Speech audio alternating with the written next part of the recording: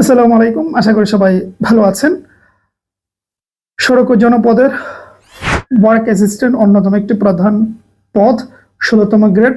HSC পাশে আপনারা আবেদন করতে পারবেন। আবেদন চলতেছে।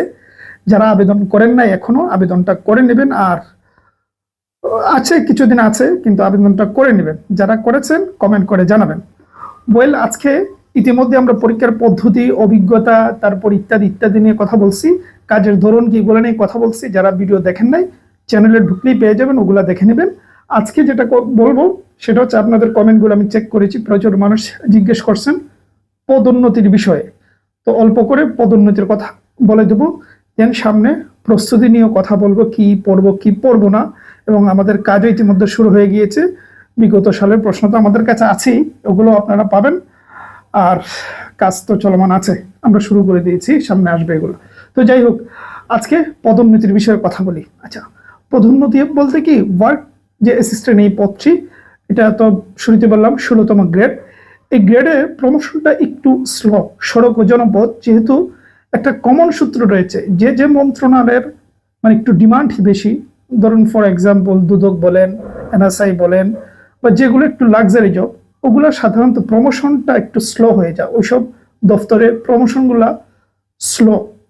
আপনি নিচের দিকে জব করলেও কি আপনি স্যাটিসফাই থাকবেন বিভিন্ন কারণে। তো সবকিছু মিলে প্রমোশন তো দরকারই, এটা তো খুব স্বাভাবিক। তো এই জায়গায়ও সড়ক ও জনপদের প্রমোশনটা একটু স্লো। আচ্ছা, তারপরেও প্রমোশন যে হয়, প্রমোশন যে আছে এই পদের, এটাই তো বড় বিষয়। অনেক, যেমন ধরুন ওয়ার্ক অ্যাসিস্ট্যান্ট, এটা কিন্তু পানি উন্নয়ন বোর্ডেরও আছে। কিন্তু পানি উন্নয়ন বোর্ডের এই যে পদটিটা বর্তমানে ব্লক পোস্ট, এটার পদোন্নতি একেবারেই হবে না। কিন্তু সড়ক ও জনপদে কিন্তু ব্লক পোস্ট নয়, সুতরাং এটা তো একটা ভালো দিক, ঠিক আছে। কিন্তু পানি উন্নয়নে ব্লক। যাই হোক, তো এখানে আপনি জয়েন করার পর 10 বছর, আপনি যখন 10 বছর সার্ভিস করবেন, তখন গিয়ে প্রমোশন, প্রথম যে প্রমোশনটা পাবেন, সেই প্রমোশনের নাম হচ্ছে, পদের নাম হচ্ছে ওয়ার্ক সুপারভাইজার। ওয়ার্ক সুপারভাইজার, আপনি প্রথম 10 বছর পর এই প্রমোশনটা পাবেন। আচ্ছা, কোনো কারণে যদি প্রমোশন নাও যদি পান, তাহলে এখানে টেনশনের কিছু নেই।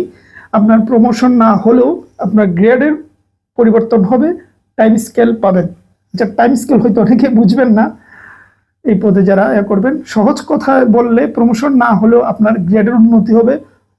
ফর এক্সাম্পল ধরুন ১৬তম গ্রেড আছেন, ওইটা চলে আসবে 11তম গ্রেডে, 12তম গ্রেডে চলে আসবে। আর গ্রেড যখন পরিবর্তন হবে, আপনার বেতন ভাতা সবকিছু বেড়ে যাবে, প্রমোশন না হলেও। আর প্রমোশন তো হবেই 10 বছর পর। মোটামুটি এই পদের এই 10 বছর পর প্রথম যে পাবেন এটা, তারপর আরেকটা প্রমোশন পেতে পারেন। শুরুতে বললাম যেহেতু এটা এইচএসসি পাশের, সুতরাং প্রমোশন এত দূর যাওয়ার দরকার নেই। যেটুকু পাবেন এটাই আপনার লাইফ তৈরি হয়ে যাবে, ঠিক আছে।